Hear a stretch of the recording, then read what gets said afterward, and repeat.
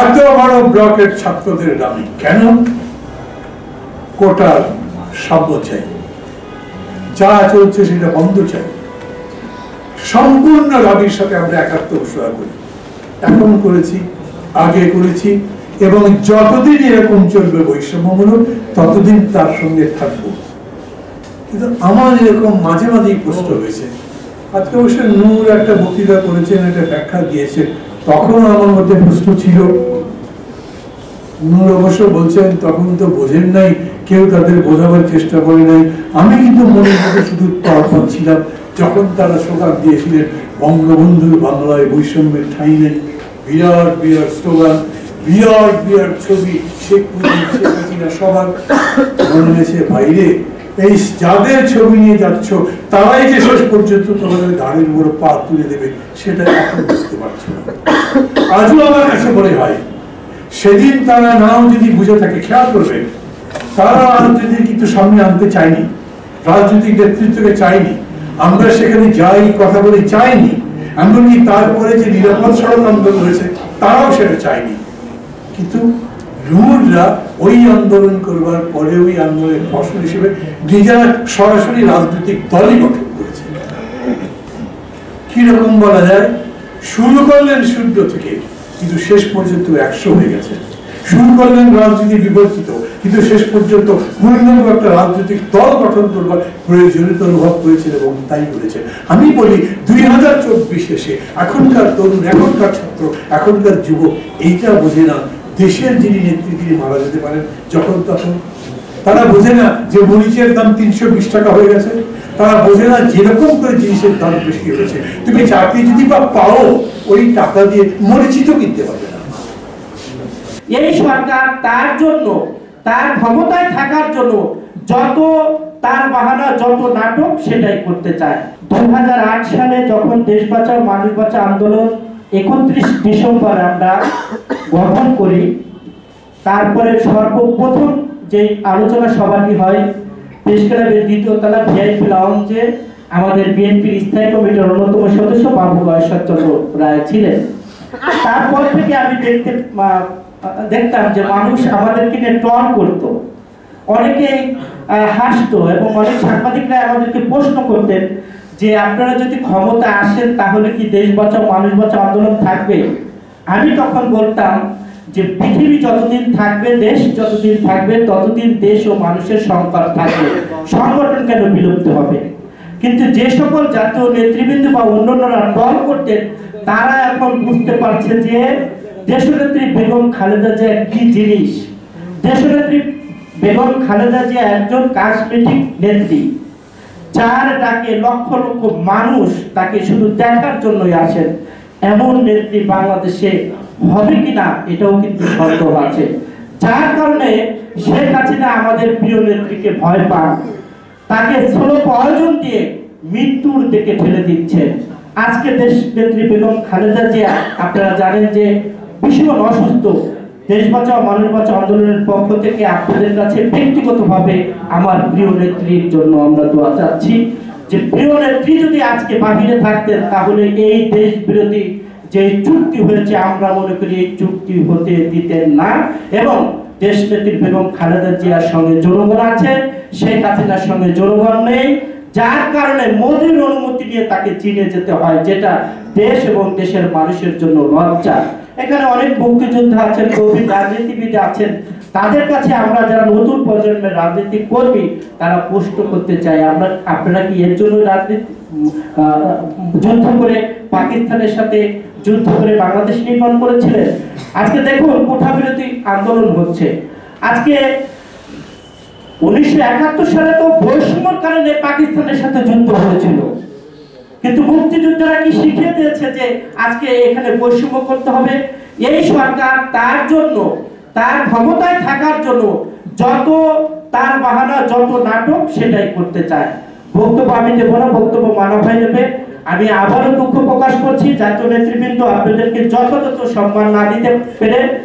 সবচেয়ে আমার কাছে আনন্দ লাগছে একটা, সেটা হলো যে প্রতি 15, 16, 17 বছরে যখনই প্রোগ্রাম করি আগের দিন ফেসবুকে আমরা একটা স্ট্যাটাস দেই যে আগামী অমুক তারিখে অমুক জায়গায় আমাদের প্রোগ্রাম।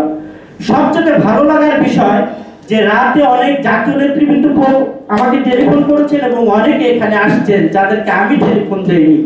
অর্থাৎ মানুষের মধ্যে এত বেদনা, কার কি ব্যানার সেটা দেখার বিষয় না, এটি হলো জাতীয় একটি ইস্যু। এই জাতীয় ইস্যুতে মানুষ এক জায়গায় আসার জন্য উদ্বিগ্ন হয়ে আছে।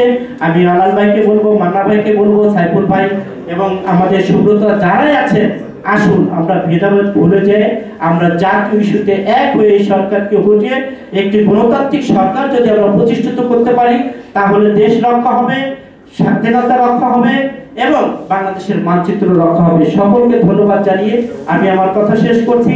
দেখা হবে রাজপথে, কথা হবে স্লোগানে, হয় লাশ না ইতিহাস।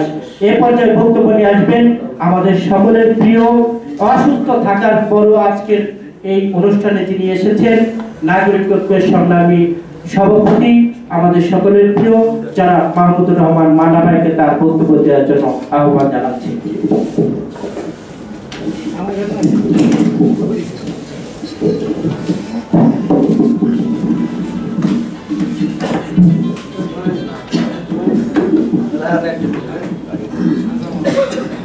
জনাব সভাপতি, সম্মানিত নেতৃবৃন্দ অনেকেই আছেন, তাদের নাম নিয়ে সময় নষ্ট করতে চাইছি না। সাথীরা, বন্ধুরা, আসসালামু আলাইকুম। এইরকম সবাই আসলে নেতারা এক একজন বক্তৃতা করতে থাকে আর আমার নিজের চিন্তার মধ্যে, মাথার মধ্যে কথার খই ফুটতে থাকে। মানে প্রত্যেকটা কথার প্রেক্ষিতেই মনে হয় আরো কত কথা বলার আছে। আমার মনে হয় উনি এটা বললেন না, ওই কথাগুলো বললে ভালো হতো, এরকম অনেক কথা যাওয়া। আর বাংলাদেশ এখন এরকম অবস্থা খেয়াল করে দেখেছেন, এই যে এতজন আমরা বক্তৃতা করলাম, আজকে আমাদের দেশে একটা বড় সমস্যা, যেমন মনে করেন আজিজ বেনজির খুব নামই আসতো না, সময় পাওয়া গেল না। ওই আবেদ আলী একজন হঠাৎ বিখ্যাত হয়ে গেলেন এবং এরা প্রতিদিনই দেখবেন যে একটা আলী নালে হোসেন নালে কেউ আসতেই থাকবে। কবিতা একটা আছে না, সম্মুখ ফুল মিলে ঠেলি পেছনের ঢেউ, মানে বড় যেটা সমুদ্র বলে, বড় নদীতে ঢেউ একটা ওঠে আর একটাকে পেছনে সে ঠেলে দেয়, একটা ঢেউ উঠে সামনের ঢেউ পেছনে চলে যায় অথবা অদৃশ্য হয়। আমাদের এখানে ব্যাপারটা সেরকম। অনেক কথা বলার আছে কিন্তু এগুলো এত কথা বলবো না, কতগুলো বিষয় আমার মনে হয় বলা উচিত, এগুলোই বলবো এবং যত কমের মধ্যে পারি তাই চেষ্টা করবো। প্রথম কথা হচ্ছে যে আমি এই অনুষ্ঠানের ব্যানারটার খুব প্রশংসা করছি। এখন আমি জানি না যখন তারা শুরু করেছিলেন তখন তারা কি বলে সমালোচনা করেছিলেন, কিন্তু এখন দেশ বাঁচাও মানুষ বাঁচাও খুবই একটা অ্যাপ্রোপ্রিয়েট স্লোগান। কিন্তু প্রশ্ন আছে, মানুষদের যিনি মানুষ, আমাদের অনেক মানুষের মধ্যেও মানুষদের নেতা বেগম জিয়াকে আমরা কি বাঁচাতে পারবো? আমি তো বিএনপি করি না, কিন্তু সেটা অন্য কথা। মানে হঠাৎ করেই যখন কালকে রাত্রে জানলাম, আজকে সকালে পত্রিকায় পড়লাম আবার তাকে হসপিটালে ভর্তি করা হয়েছে। গতবার যখন তাকে হসপিটাল থেকে আবার বাসায় নেওয়া হলো তখন বিএনপির নেতারা, ডাক্তাররা বলেছিলেন তার অসুখটা এমন, এই ভালো হবেন, এই খারাপ হবেন, এবং যা তার ট্রিটমেন্ট হিসেবে করা উচিত ছিল সেটা করা যায়নি। ওই একবার বাইরে থেকে সার্জনরা এসে সার্জারি করে তার একটা বাইপাসের মতো ভেতরে করেছেন যাতে রক্তগুলো ঠিকই বুকের মধ্যে জমা না হয়ে বাইরে বের হয়ে যেতে পারে ভিতরে, কিন্তু তারপরে রিস্কটা যায়নি।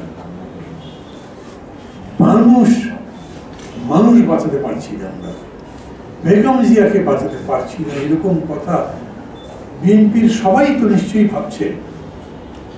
আমি এরকম দেখছি না তো, এত বড় দুশ্চিন্তা নিয়ে হঠাৎ করে অথবা প্রস্তুতি নিয়ে একদিন সকালে, দুপুরে, সন্ধ্যায়, যে কোনো একটা সময় হাজার হাজার লাখ লাখ মানুষ মিছিল করে নামলো। আমি কোনো ছোট কিছু করছি না, বড় কিছু করছি না।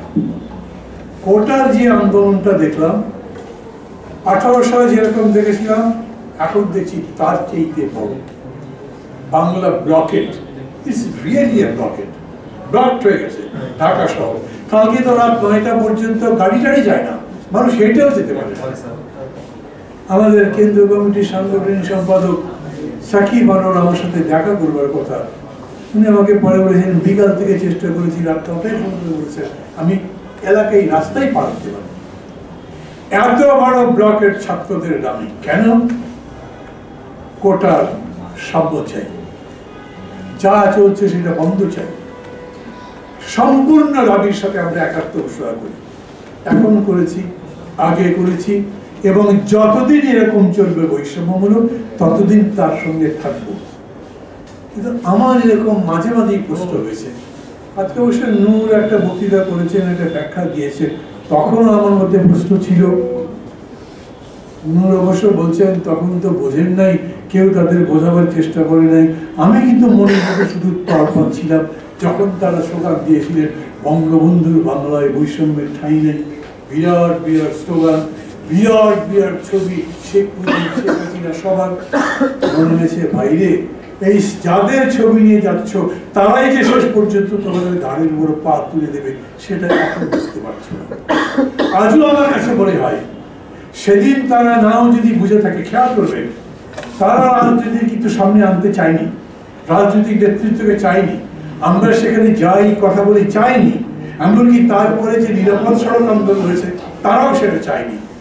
কিন্তু রুলরা ওই আন্দোলন করবার পরে ওই আন্দোলনের ফসল হিসেবে নিজেরা সরাসরি রাজনৈতিক দলই গঠন করেছে।